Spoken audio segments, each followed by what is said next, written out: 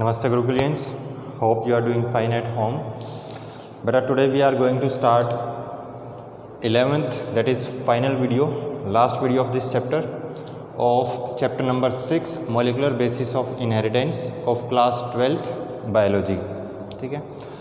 Today we are going to study the most important topic of this chapter, and it is also the last topic of chapter, and the name of topic is DNA fingerprinting.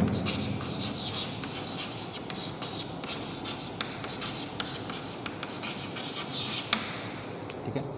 DNA fingerprinting नाम से पता चल रहा है fingerprinting. देखो, अगर हम हर एक इंडिविजुअल की बात करते हैं तो हम नॉर्मली बोलते हैं कि हर किसी इंडिविजुअल का फिंगरप्रिंट जो है वो अलग होता है एक दूसरे से. ठीक है. बट अगर सिर्फ उस फिंगरप्रिंट के बेसिस पे हम थंब इम्प्रेशन के बेसिस पे किसी चीज़ को कई बार आइडेंटिफाई करने की कोशिश करते हैं, जैसे कि मान लो आप क्राइम सीन पे आपको कोई फिंगरप्रिंट मिले, उस फिंगरप्रिंट ज़रूरी नहीं है कि उसी इंसान का हो फिंगरप्रिंट. वो क्या कर सकता है, उसने किसी एक थिन मेम्ब्रेन किसी दूसरे फिंगरप्रिंट की बनवाई, अपने अंगूठे के ऊपर लगाई, और क्या पता उसके बाद उसने कुछ काम किया हो. तो ओरिजिनल में थंब इम्प्रेशन उस पर्सन का नहीं गया, किसका गया, जो उसने मेम्ब्रेन बना के चिपकाई थी.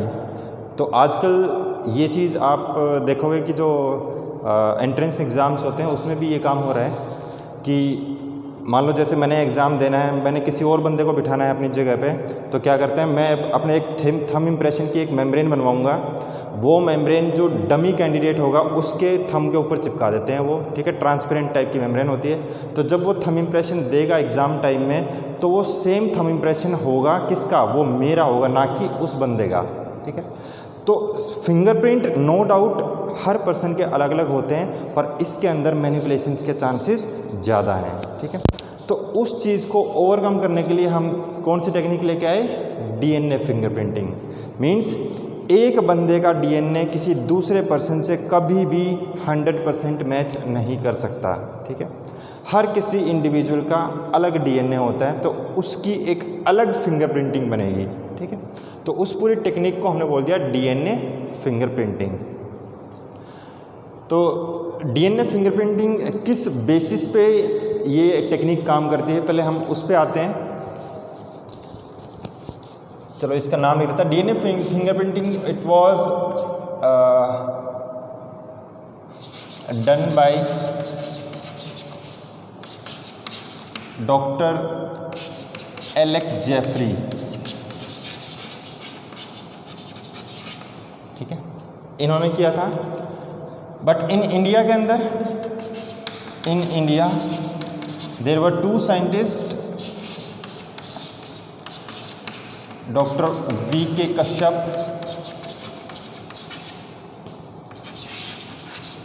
And doctor Lalji Singh.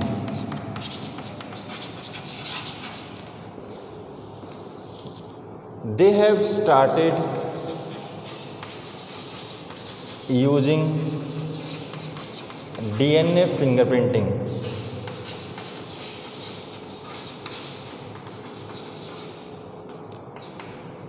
in CCMB. CCMB क्या है? It is a name of institute. Full form है इसकी central cell and molecular biology. ठीक है. CCMB के फुल फॉर्म में यहाँ पे लिख देता हूँ, centre for sale and molecular biology, Hyderabad. बहुत ही रिनाउंड रिसर्च इंस्टीट्यूट है ये इंडिया का, CCMB हैदराबाद. तो these were 2 scientist which were in CCMB Hyderabad, and they have started using DNA fingerprinting first time in India. Okay, so started using DNA fingerprinting in CCMB first time in India.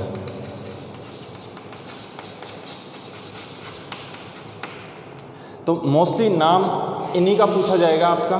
ठीक है. NEET वगैरह में इन 2 scientist का नाम बहुत कम पूछने के chances है, पर फिर भी आपको थोड़ा सा पता होना चाहिए, एक्स्ट्रा नॉलेज के लिए है ये. दोनों साइंटिस्ट के नाम।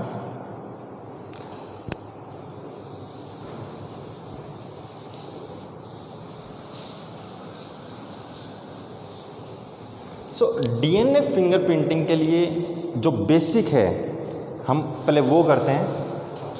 देखो हमें पता है 99.9% DNA of every person is similar, ठीक है। तो डिफरेंस कहाँ पे आया, कितना, only 0.1% DNA differs between any two person, सिर्फ इतना डिफरेंस है। पर 0.1% में भी कितना डीएनए हो गया। अगर हम टोटल डीएनए हम बात कर रहे थे, टोटल डीएनए कितना था, जनरली हम 3 × 10⁻⁹ लिख देते हैं, ठीक है। वैसे तो 3.1 ऐसे करके लिखना चाहिए, 3.14, पर नॉर्मली हम क्या करते हैं, डायरेक्टली 3 × 10⁻⁹ बेस पेयर्स लिख देते हैं। तो इसका 0.1% कितना हुआ, 3 × 10⁻⁶। सो इतने बेस पेयर जो हैं वो दो इंडिविजुअल्स के बीच में वेरी कर सकते हैं, और वो कितना हुआ, जस्ट 0.1%। अब ये 0.1% कैसे हुआ भाई, अब 0.1 डिवाइडेड बाई 100, ठीक है, ऐसे लिख सकते हैं हम इसको। अगर इसको भी हम ये पॉइंट हटाएं तो एक जीरो और लग गई यहाँ पे, 1000। सो 1 डिवाइडेड बाई 1000 कितना होता है, 10⁻⁻3। यहाँ पे क्या था, 10⁻9 था, 10⁻9 में से 10⁻⁻3 घटाया हमने, बच गया कितना, 10⁻6। सो this is the amount of DNA that will differ between any two organism. This is 0.1% and it will constitute around 3 × 10⁻6 species, ठीक है। तो इतना डिफरेंस है। अब जो हमारा टोटल डीएनए है उसका बहुत सारा पार्ट जो है वो रेपिटेटिव डीएनए है,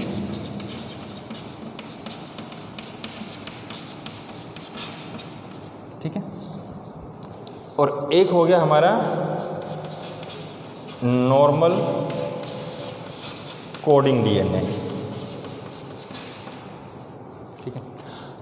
कोडिंग डीएनए कितना है हमारा, जस्ट 2%। बाकी सारा का सारा डीएनए क्या है हमारा, नॉन कोडिंग। सो ओनली ये हमने उसमें सेलिएंट फीचर्स ऑफ एचजीपी में किया था, that only 2% of the DNA is functional, rest is non functional. So repetitive DNA is also called as non coding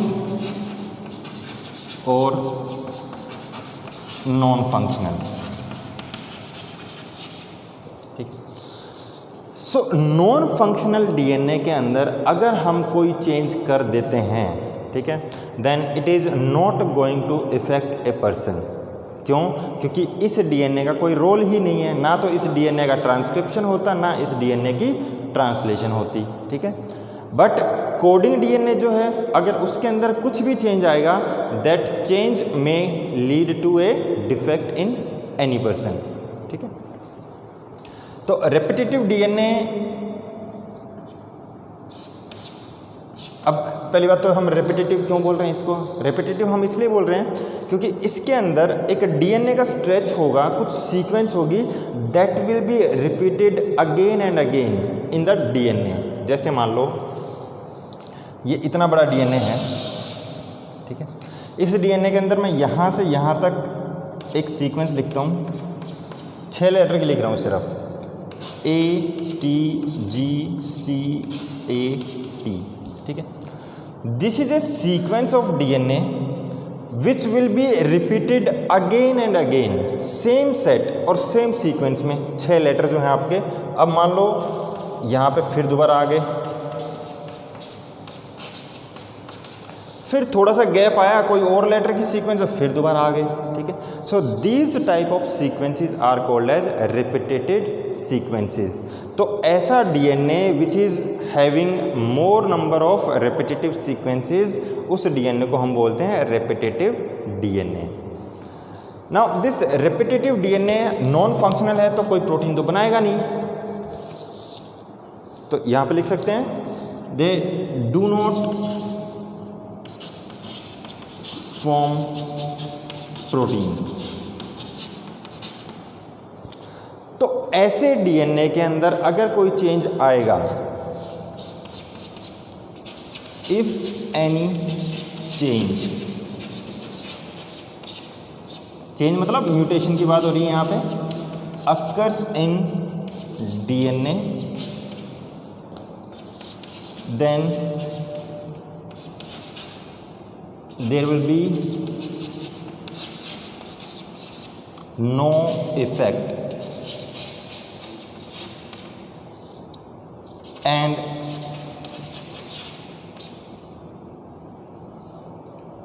these changes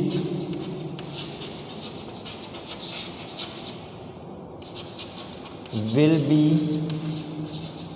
accumulated, मतलब बस वो accumulate होते रहेंगे चेंजेस, पर उन चेंजेस की वजह से आपका कोई भी फ़र्क पड़ने वाला नहीं है किसी भी इंडिविजुअल के ऊपर, ठीक है। ना उसको कोई डिजीज़ होगी, ना उसका कोई एंजाइम डेफिशिएंट होगा। तो रेपिटेटिव डीएनए के अंदर नॉन कोडिंग पार्ट है, नॉन कोडिंग पार्ट के अंदर कोई भी चेंजेस, कोई भी म्यूटेशन होंगी तो वो कोई फ़र्क नहीं पड़ेगा। बट अगर इसके अंदर हो जाए तो फ़र्क पड़ेगा। तो डीएनए, रेपिटेटिव डीएनए जो है, ये मैंने बता दिया ये क्या चीज़ है, रेपिटेशन। एक तो हो गया नॉर्मल रेपिटेशन, एक होता है tandem repeats.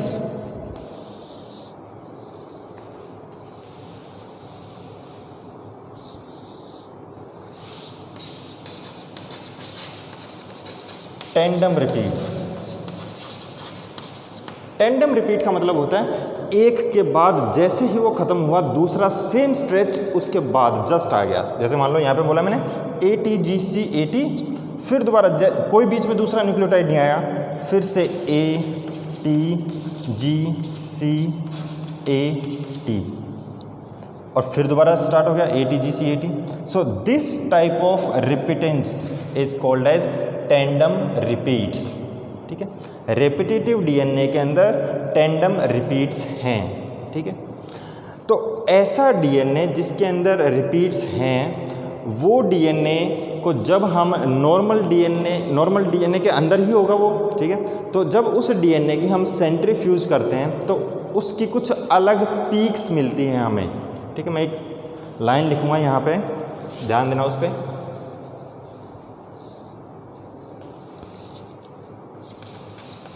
When we centrifuge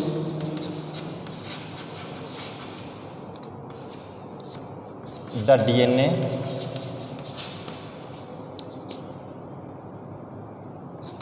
in density gradient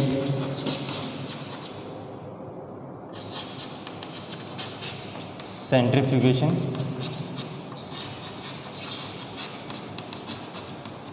then separate peaks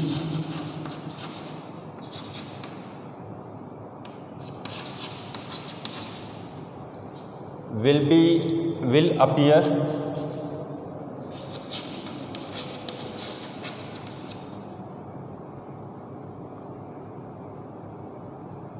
then separate peaks will appear. These are called as satellites, ठीक है। सो सैटेलाइट्स क्या है, ये रेपिटेटिव सीक्वेंसेस हैं।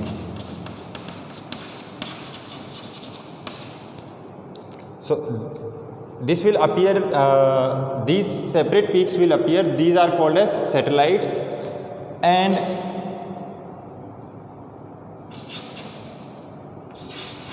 differs from bulk DNA,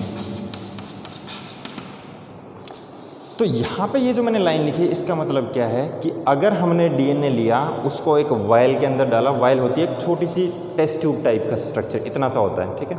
उसके अंदर डीएनए को डाला और डीएनए को हमने सेंट्रीफ्यूज मशीन में ज़ोर ज़ोर से घुमा दिया, ठीक है, बहुत हाई आरपीएम पे। तो क्या होगा, उसके अंदर डीएनए के अलग अलग बैंड्स मिल जाएंगे आपको।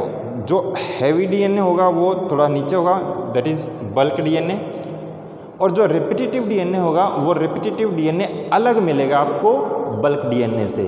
उस अलग मिलने की वजह से हम उसको सैटेलाइट बोलते हैं, ठीक है। और वो सैटेलाइट एक्चुअली में क्या है, वो होगा आपका रिपीटेटिव डीएनए, ठीक है। सो इस रिपीटेटिव डीएनए को हम दो टाइप में बांट सकते हैं।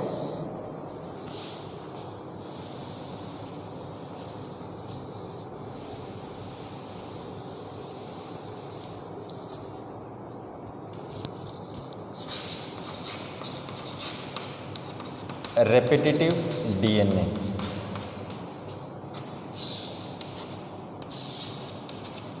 इसको हम सैटेलाइट भी बोल सकते हैं। साइड में लगे तो satellite. Now this satellite is of two type, one is micro satellite and second one is mini satellite.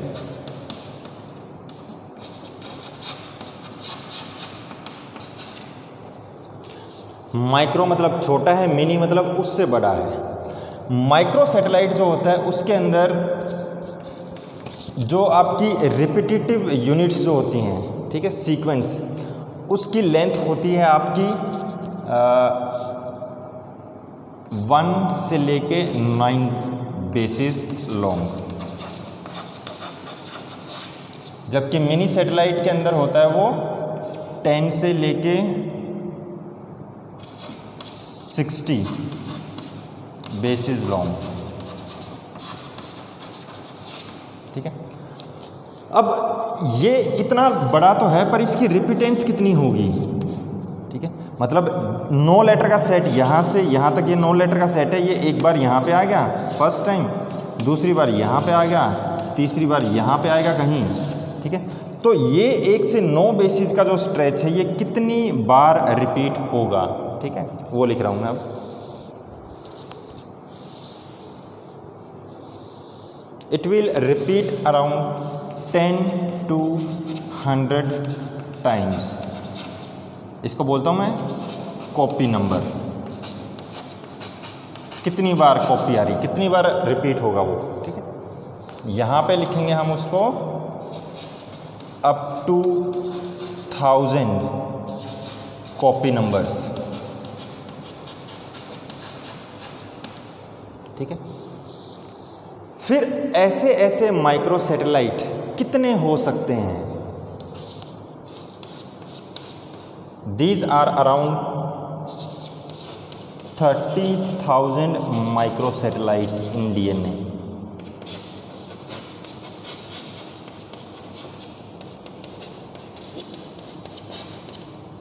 और ये हैं अराउंड आपके 2 lakh, 2 lakh mini satellites. In DNA.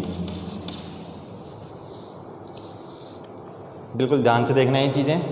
बहुत सारे स्टूडेंट्स को इसमें बहुत कन्फ्यूजन होता है, क्या सैटेलाइट है, क्या रेपिटेटिव डीएनए है, क्या वीएनडीआर है। तो जब तक आपको इसका बेसिस समझ में नहीं आएगा आपको डीएनए फिंगरप्रिंटिंग क्लियर नहीं होगी।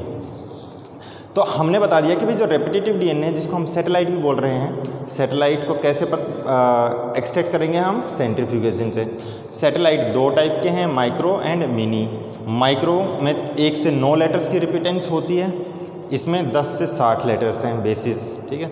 ये 10 से 100 टाइम्स कॉपी नंबर है, इसका कॉपी नंबर 1000 टाइम्स आप ये हो सकते हैं, सेम लेटर का सेट आपका। हमारे पास 30,000 डिफरेंट टाइप के माइक्रो सैटेलाइट्स हैं। मतलब जैसे मैंने लिखा ATGC 6 लेटर का सेट, ये हो गया, मान लो ATGC 80, ये एक टाइप का माइक्रो सैटेलाइट हो गया जिसकी एक फिक्स सीक्वेंस है। ये वाला माइक्रो सैटेलाइट 10 बार भी मिल सकता है, 20 बार भी मिल सकता है, ठीक है। एक दूसरा माइक्रो सैटेलाइट है जो है आपका TAGC, बस 4 लेटर का है, ठीक है। ये वाला माइक्रो सैटेलाइट जो है वो आपका 25 बार या 30 बार भी मिल सकता है। तो ऐसे डिफरेंट टाइप के 30,000 माइक्रो सैटेलाइट मिल सकते हैं, ठीक है। ऐसे ही यहाँ पे मिनी सैटेलाइट में 2 लाख डिफरेंट टाइप के मिनी सैटेलाइट्स हो सकते हैं DNA के अंदर। अब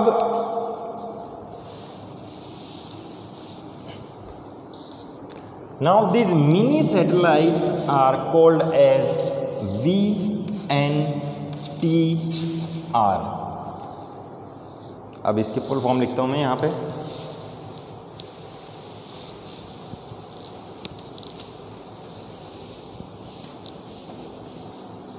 बहुत सारे स्टूडेंट को NCERT की लाइन पढ़ के ये टॉपिक नहीं समझ में आता, ठीक है। तो यहाँ से आप एक एक चीज़ क्लियर करते जाओ।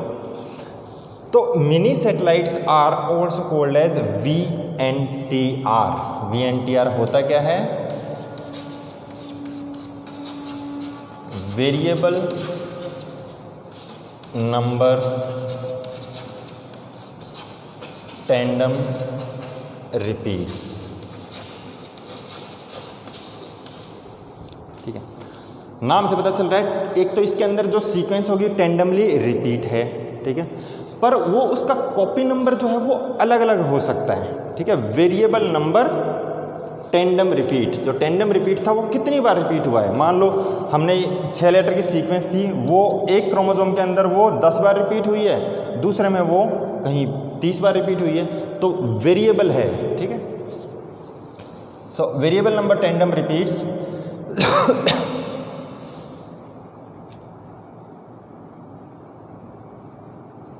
सो ये VNTR क्या है? These are repetitive sequences.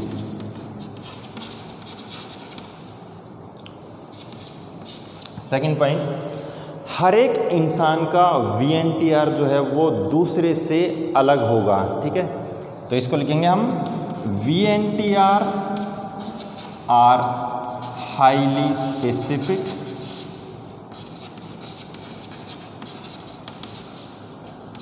and fix for a particular person। एक पर्सन में फिक्स है बट दूसरे में वो अलग हो सकता है, ठीक है, इसलिए वो बहुत ज़्यादा स्पेसिफिक है। तीसरा VNTR, अभी तो हमने बोला कि हर किसी का फिक्स है, स्पेसिफिक है, but VNTR of closely related human beings, जैसे मान लो एक ब्रदर का या मेरा मेरे ब्रदर का, मेरा मेरी मदर का, जो VNTR हैं they will be quite similar. So VNTR of closely related humans are quite similar.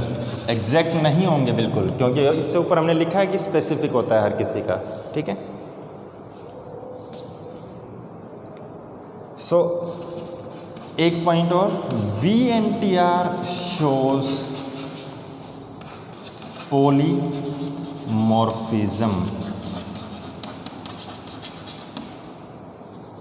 Polymorphism वही बात होगी कि हर किसी के लिए स्पेसिफिक है, हर किसी के अंदर डिफरेंट होगा।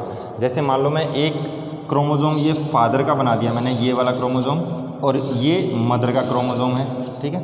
इसमें एक स्ट्रेच है ये, ठीक है, ये वाला, इसके अंदर मान लो 6 लेटर की सीक्वेंस है, ठीक है। तो हम इसको क्या बोल सकते हैं? एक माइक्रो सैटेलाइट बोल सकते हैं। तो अगर मैं 6 की बजाय यहाँ पे कर देता 16, तो 16 लेटर का सेट है, और ये 16 लेटर का सेट लगातार पहला ये रिपीट हुआ, फिर जस्ट इसके बाद दूसरा फिर रिपीट हुआ, फिर तीसरा रिपीट हुआ, चौथा रिपीट हुआ, ठीक है। तो ये क्या टैंडम रिपीट्स हो गए, किसके? मिनी सैटेलाइट के। और मिनी सैटेलाइट को ही हम बाद में क्या बोल रहे हैं? VNTR, ठीक है। तो ये आपका पैटर्नल क्रोमोसोम है और ये आपका मैटरनल।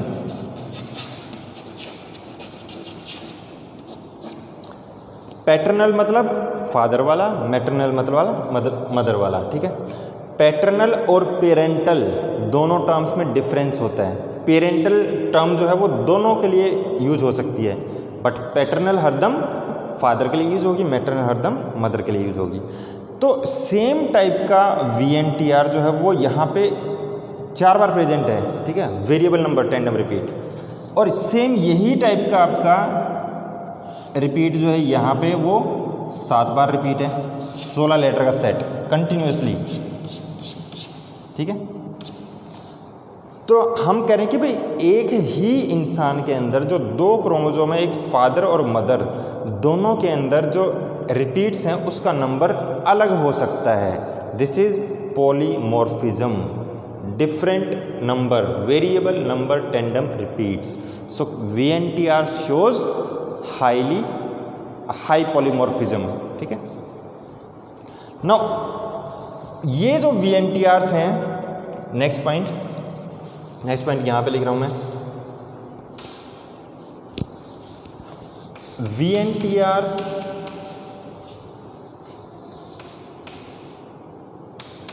transmitted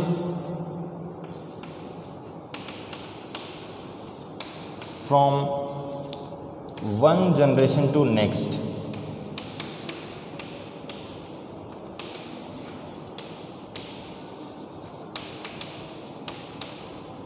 ठीक है। तो VNTR जो है वो एक जनरेशन से नेक्स्ट जनरेशन के अंदर भी जाएंगे। अगर मान लो हम कह रहे हैं कि ये पैटर्नल क्रोमोसोम था, ये मैटरनल, पेरेंट का जो VNTR होगा वो बच्चे के अंदर भी जाएगा, ठीक है।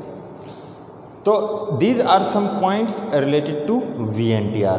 तो किस बंदे के अंदर, किस ऑर्गेनिज्म के अंदर कौन से VNTR प्रेजेंट हैं उसके बेसिस पे आपका DNA फिंगरप्रिंटिंग होगी, ठीक है। VNTR is the basis of DNA fingerprinting. यहाँ पे लिख देता हूँ मैं,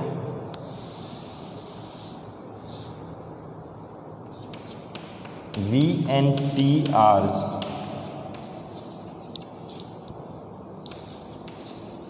are basis of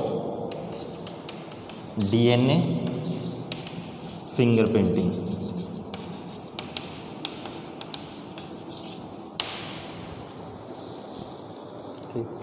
बाकी कुछ जनरल पॉइंट्स हैं वो तो आपको पता ही है कि अगर किसी सेल के अंदर, सोमेटिक सेल के अंदर DNA जो है उसके अंदर कुछ चेंजेस आ जाएं, वो चेंजेस नेक्स्ट जनरेशन तक नहीं पास ऑन होते, तो जो जर्म सेल होती हैं उसके अंदर जो चेंजेस आएंगे, उसके अंदर जो VNTRs हैं, only those can be transferred into next generation.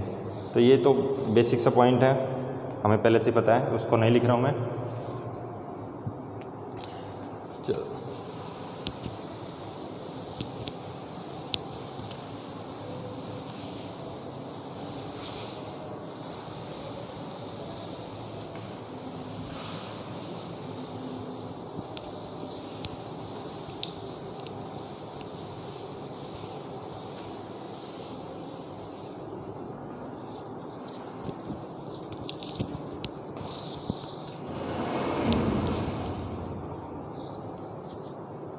Next topic आपका, मेन टॉपिक आ गया भाई आपका DNA fingerprinting.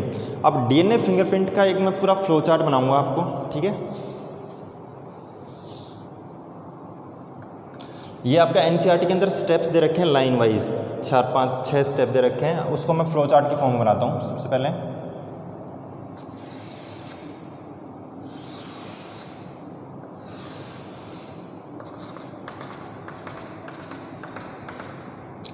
First step,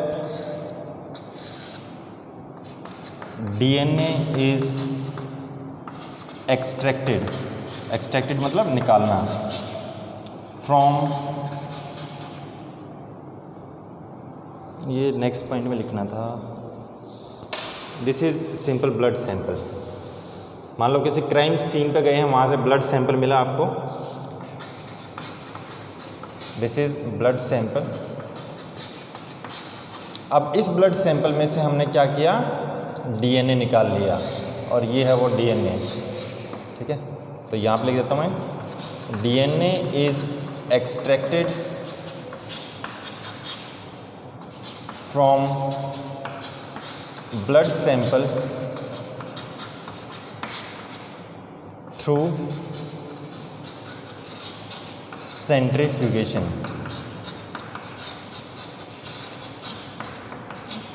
so actually में सिंपल सेंट्रीफ्यूगेशन से भी नहीं निकलेगा, ठीक है, उसके लिए हमें कुछ एंजाइम्स भी डालने पड़ते हैं, वो हम चैप्टर 11th में पढ़ेंगे, प्रिंसिपल्स ऑफ बायोटेक्नोलॉजी में। तो डीएनए निकाल लिया सैंपल में से। अब इस डीएनए को हमने तोड़ना है फ्रैगमेंट्स में, ठीक है। सो लिखेंगे DNA is fragmented by restriction enzymes, ठीक है। ये मैंने कल भी बताया था रेस्ट्रिक्शन एंजाइम्स क्या हैं, इसको हम बोलते हैं मॉलिक्यूलर सीजर्स।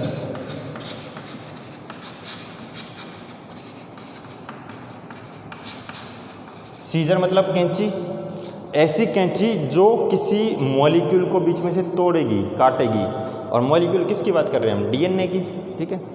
इसको कई बार हम किसी बुक में केमिकल नाइफ भी लिखा होगा, और केमिकल नाइफ किसी केमिकल मॉलिक्यूल को काटने वाला, ठीक है। तो रेस्ट्रिक्शन एंजाइम से हमने क्या किया, उस पूरे स्पेसिफिकली लिखना है तो रेस्ट्रिक्शन एंडोन्यूक्लियेज भी लिख सकते हो आप, ठीक है। रेस्ट्रिक्शन एंजाइम से हमने इस डीएनए को कट करवा लिया, बहुत सारे फ्रेगमेंट्स बनवा लिए, ठीक है।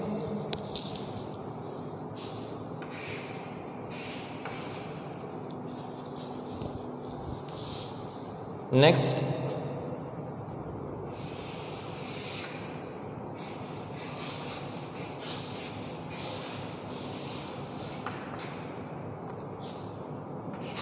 फ्रैगमेंट्स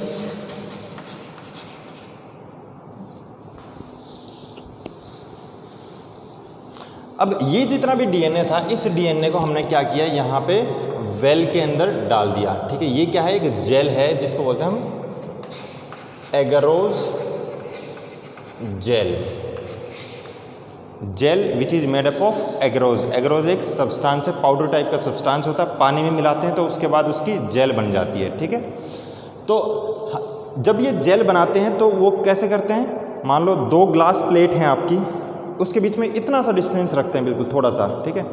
दोनों ग्लास प्लेट के बीच में हमने वो पाउडर जो पानी में घोल के ऐसे मिला के इसके अंदर डाल दिया, तो 10 मिनट के बाद क्या होता है, ये सॉलिडिफाई हो जाता है, जेल बन जाती है। तो जेल बनने के बाद जब जेल सॉलिडिफाई होनी होती है, उससे पहले हम क्या करते हैं, जैसे हमारा कंघा होता है बाल बांधने के लिए, तो उसके अंदर ऐसे स्पाइक्स बने होते हैं, तो ऐसी ही एक स्पाइक हम उसके जेल के ऊपर ऐसे रख देते हैं ऊपर वाली साइड से, ठीक है। जैसे मान लो ये मान लो इतनी मोटी जेल बननी थी, यहाँ मैंने शीशा लगा रखा है, ग्लास, यहाँ पे भी ग्लास, तो इतना जो स्पेस बच गया ये बीच में, इस स्पेस के अंदर ये थिकनेस ऑफ जेल होगी आपकी। तो जब हमने जेल बनाई उससे पहले हमने क्या कर दिया, एक ऐसा स्ट्रक्चर इसके अंदर ऐसा रख दिया था, तो जब उस स्ट्रक्चर को हमने निकाला, प्लास्टिक का स्ट्रक्चर होता है, तो वहाँ पे डिप्रेशंस बच जाएंगी। तो उन डिप्रेशंस को हमने क्या बोला था, उनको बोला हमने wells. These are wells to place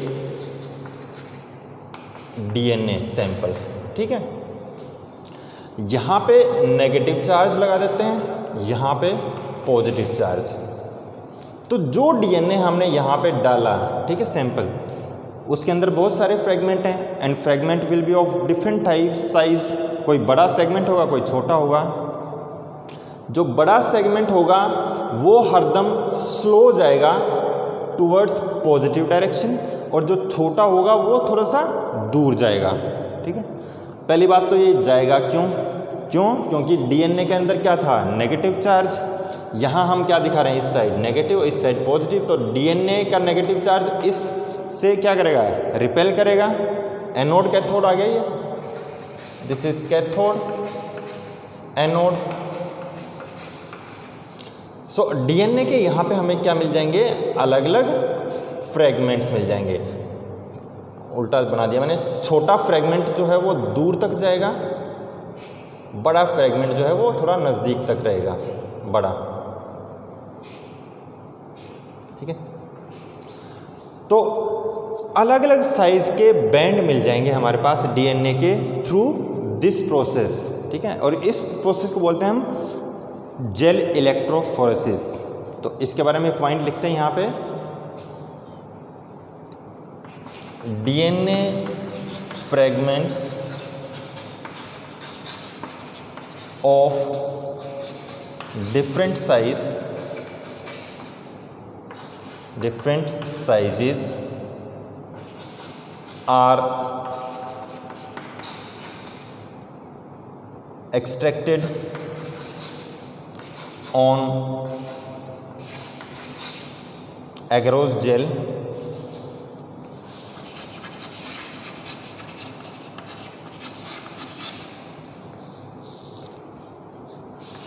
through gel electrophoresis.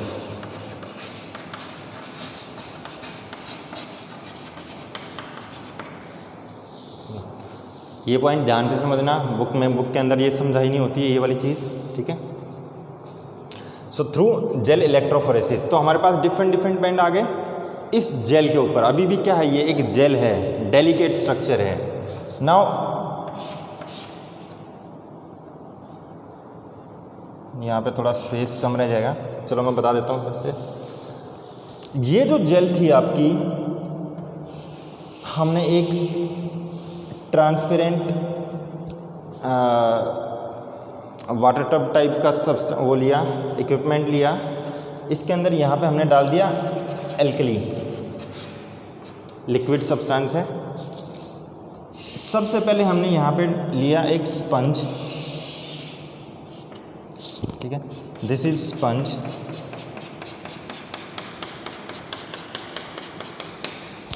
अब इस स्पंज के ऊपर हमने रख दी अपनी मेम्ब्रेन। कौन सी मेम्ब्रेन? एग्रोज जेल मेम्ब्रेन, ठीक है। ध्यान से देखनी ये चीज़ें आपने। This is sponge, this is alkali, liquid है। This is your agarose jail,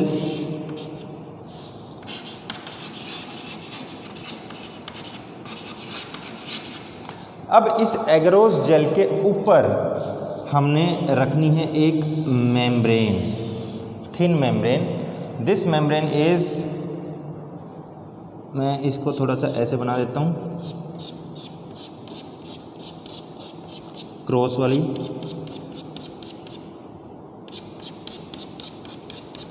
ठीक है। सो ये जो ऊपर वाली लेयर है इसको बोलेंगे हम नाइट्रो सेल्यूलोज और या कोई दूसरी नाइलॉन मेम्ब्रेन, कोई सी भी हो सकती है इनमें से, ठीक है। तो इसके ऊपर नाइट्रोसेल्यूलोज मेम्ब्रेन रख दिया और उसके ऊपर हमने रख दिए बहुत सारे फिल्टर पेपर, ठीक है। These are filter papers, filter paper बोल दो या ब्लोटिंग पेपर बोल दो। So this whole arrangement, complete arrangement is called as southern blotting. South वाला जो होता है सदर्न बोलते हैं इसको। तो इसके बारे में जो मैं लाइन लिखूंगा वो क्या लिखूंगा कि यहाँ से जो अल्कली होगा, this is a liquid substance, वो पहले स्पंज एब्जॉर्ब करेगा। नाउ दिस फ्रॉम स्पंज ये जाएगा एग्रोज जेल तक, एग्रोज जेल से होते हुए जाएगा नाइट्रोसेल्यूलोज या नाइलॉन मेम्ब्रेन तक, और ऊपर की तरफ ये क्या है फिल्टर पेपर, वो उसको एब्जॉर्ब कर लेगा। बट जो आपके डीएनए के बैंड्स थे ये, these bands will be copied और transferred from agarose gel to nylon membrane, ठीक है। नाइलॉन मेम्ब्रेन के अंदर वो स्टक हो जाएंगे, ठीक है। उसके बाद वो यहाँ तक नहीं जाएंगे फिल्टर पेपर तक। तो जो भी आपके बैंड्स थे एग्रोज जेल के ऊपर, these will be transferred on nylon membrane. और ये अल्कली है तो उस अल्कली की वजह से क्या होगा, it will make DNA as single stranded बनना जरूरी है। क्यों जरूरी है अगले स्टेप में बताता हूँ। तो इसकी जो लाइन है, मैं बहुत ही छोटा पड़ जाएगा, चलो यहाँ पे लिख रहा हूँ नीचे, डीएनए बैंड्स हम किसको बोल रहे हैं? These are fragments are available as DNA bands. So DNA bands are transferred from agarose gel to nylon membrane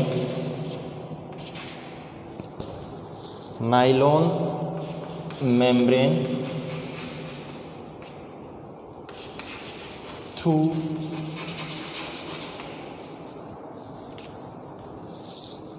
southern blotting।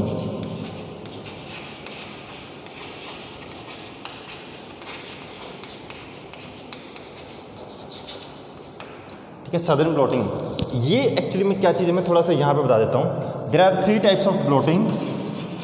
One is southern blotting, SOUTH, south वाली southern bloating.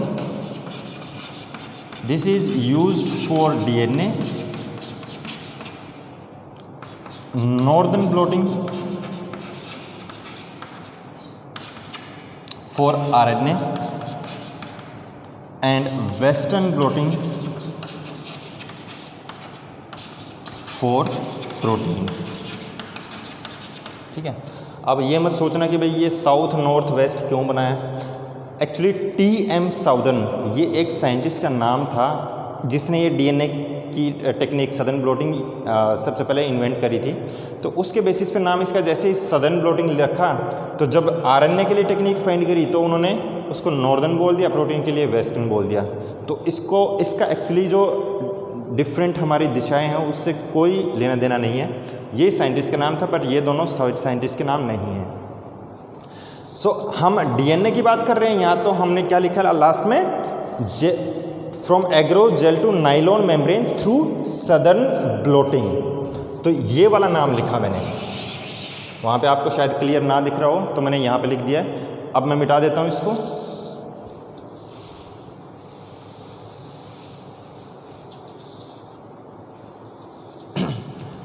Next step, so we will get a nylon membrane now. ठीक है, सो this is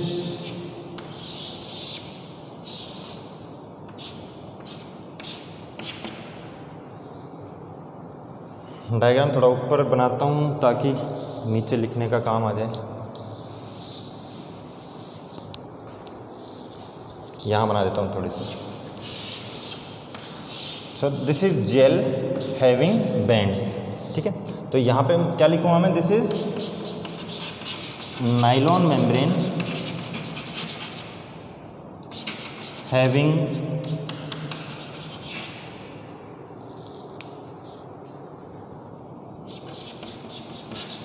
DNA bands. अब इस nylon membrane के ऊपर DNA bands of single stranded DNA। Single stranded क्यों बोला हमने, क्योंकि यहाँ पे हमने लिया था अल्कली का काम होता है डबल स्ट्रैंडेड DNA को हाइड्रोजन बॉन्ड्स बीच में से तोड़वा देता है और वो बच जाता है सिंगल स्ट्रैंडेड DNA।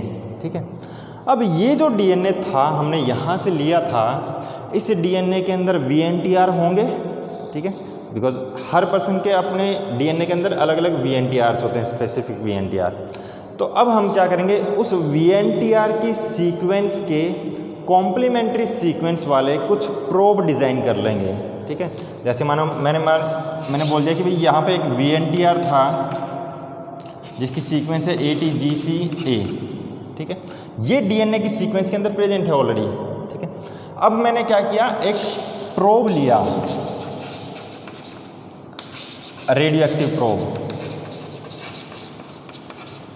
जिसकी सीक्वेंस इस सीक्वेंस के कॉम्प्लीमेंट्री होगी, TA CGT। ठीक है, ध्यान से सुनना इस पॉइंट को। Now we will add radio active probe, specific radio active probes, probe है तो वो हरदम सिंगल स्टैंडर्ड होगा, which will hybridize with the VNTR of DNA sample. ठीक है, ऑन नाइलॉन मेम्ब्रेन। तो नाइलॉन मेम्ब्रेन के अंदर जो बैंड्स थे उसके अंदर जो DNA था, DNA के अंदर VNTR थे, उन VNTR के साथ कौन आके हाइब्रिडाइज हो गया, अटैच हो गया, रेडियो एक्टिव प्रोब। तो जहाँ पे ये जाके बाइंड होगा आपका, तो उसके बाद रेडियो एक्टिव है तो ये क्या करेगा, कुछ ना कुछ लाइट एमिट करेगा। ठीक है, और लाइट एमिट करेगा तो हमें पता चल जाएगी भाई जो हमारा इस प्रोब की सीक्वेंस तो हमें पता ही है, तो उससे पता चल जाएगा कि ये VNTR कहाँ पे प्रेजेंट है। ठीक है, अभी इस चीज़ को मैं मिटा रहा हूँ यहाँ पे, इसी से रिलेटेड आप पॉइंट लिखूँगा यहाँ पे।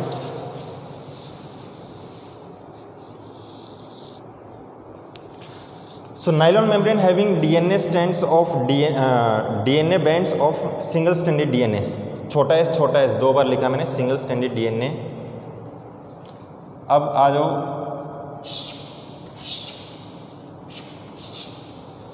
यहाँ पे मैं लिख देता हूँ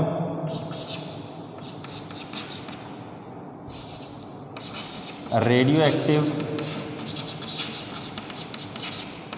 DNA probes are added। ठीक है, कहाँ पे, इस स्टेप के अंदर। अब नाइलॉन मेम्ब्रेन के अंदर, अब हमने नाइलॉन मेम्ब्रेन को इससे ट्रीट करवा दिया है हमने ऑलरेडी। ठीक है, तो अब जो आपकी मेम्ब्रेन होगी, अब मैं मेम्ब्रेन बनाऊंगा नहीं, स्पेस कम रह जाएगा, डायरेक्टली लिख देता हूँ, दिस इज हाइब्रिडाइजेशन ऑफ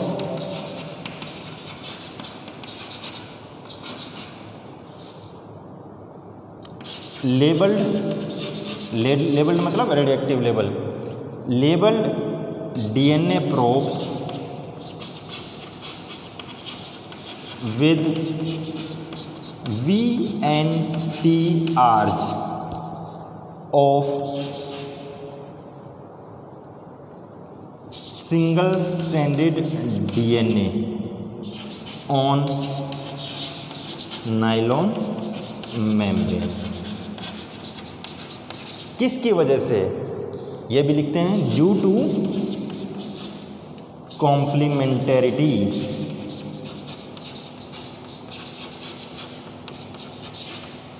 ठीक है, तो यहाँ पे वो DNA प्रोब जो है, रेडियो लेबल प्रोब, इसके साथ बाइंड हो गए।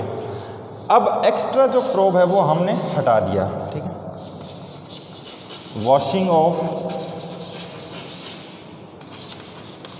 Extra non attached probes. ठीक है, उसके बाद अब हमारे पास क्या आ गई, एक नाइलॉन मेम्ब्रेन है जिसके ऊपर हाइब्रिडाइजेशन हो चुकी है। ठीक है, अब इस मेम्ब्रेन के पीछे हम लगा देंगे एक्सरे फिल्म। ठीक है, तो जो भी बैंड यहाँ पे होंगे उसके इम्प्रिंट्स पीछे एक्सरे फिल्म पे आएंगे, जिस एक्सरे फिल्म को हम अगर बाद में डेवलप करेंगे तो उसके ऊपर क्या मिलेंगे, हमें ब्लैक कलर के बैंड्स दिखाई देंगे। ठीक है, और इस चीज़ को बोलते हैं हम ऑटो रेडियोग्राफी। ठीक है, now place x-ray film behind nylon membrane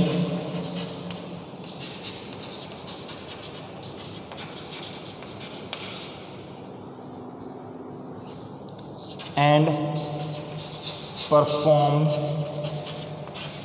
auto radiography। ठीक है, अब इसका आ गया लास्ट स्टेप। सो ऑटो रेडियोग्राफी परफॉर्म होने के बाद क्या होगा, dark bands will appear on X-ray film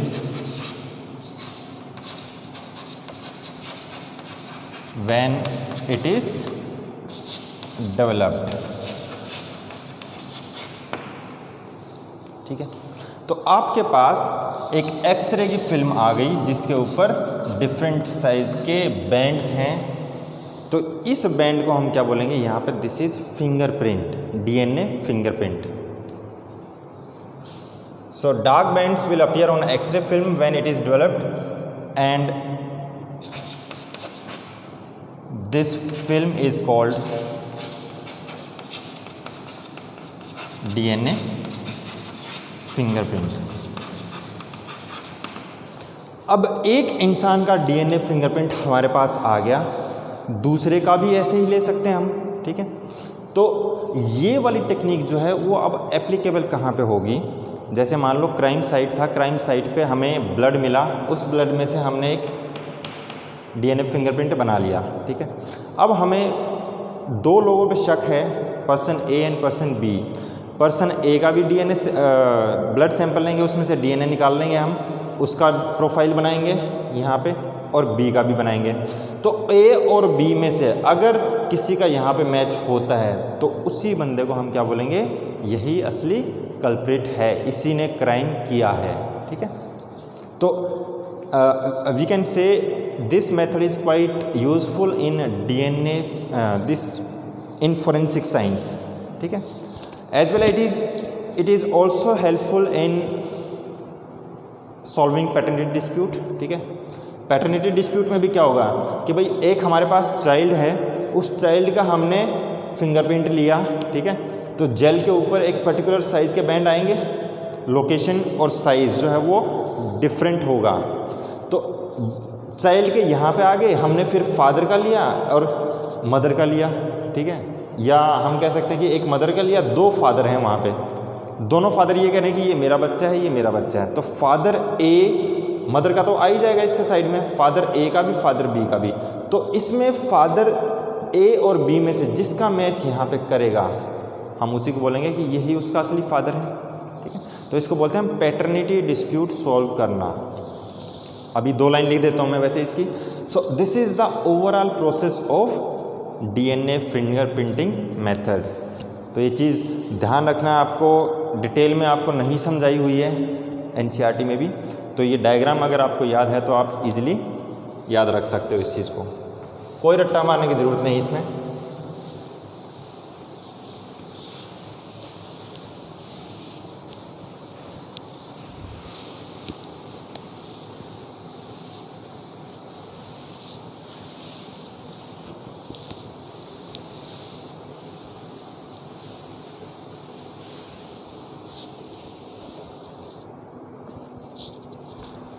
तो लास्ट 2 मिनट का टॉपिक और है एप्लीकेशंस ऑफ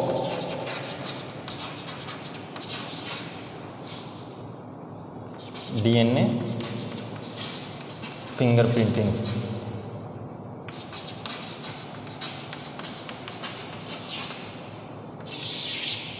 फर्स्ट है help in solving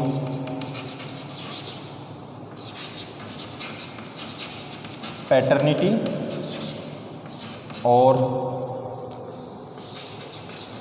maternity disputes.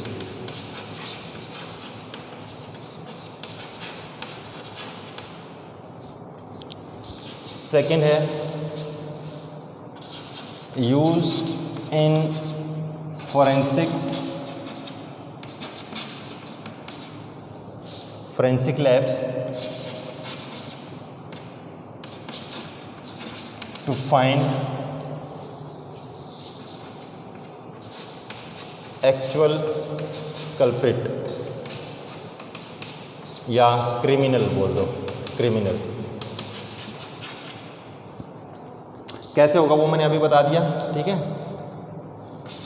तीसरा हेल्प इन स्टडी ऑफ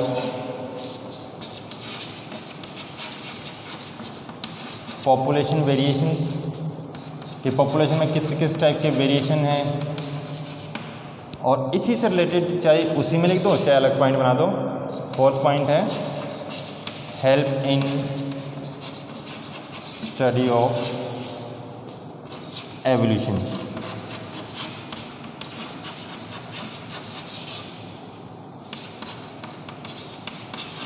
तो किसी की एवोल्यूशनरी हिस्ट्री जो है उसको ट्रेस करने के लिए भी डीएनए फिंगरप्रिंट यूज़ होता है। जैसे मान लो हम बोलते हैं कि भाई हमारा एंसेस्टर्स जो हैं वो एप्स हैं या निएंडरथल मैन जो भी होते हैं, हर किसी का हमने डीएनए लिया, उस डीएनए में क्या क्या चेंजेस आए, उस डीएनए का फिंगरप्रिंट लिया, इस हमारे डीएनए का फिंगरप्रिंट लिया, कहाँ कहाँ पे म्यूटेशंस आए, क्या चेंजेस आए, तो उन चेंजेस की वजह से क्या क्या डेवलपमेंट हुए, क्या क्या एवोल्यूशन हुआ, वो सारी चीज़ स्टडी जो है वो डीएनए फिंगरप्रिंटिंग के थ्रू ही होती है आपकी।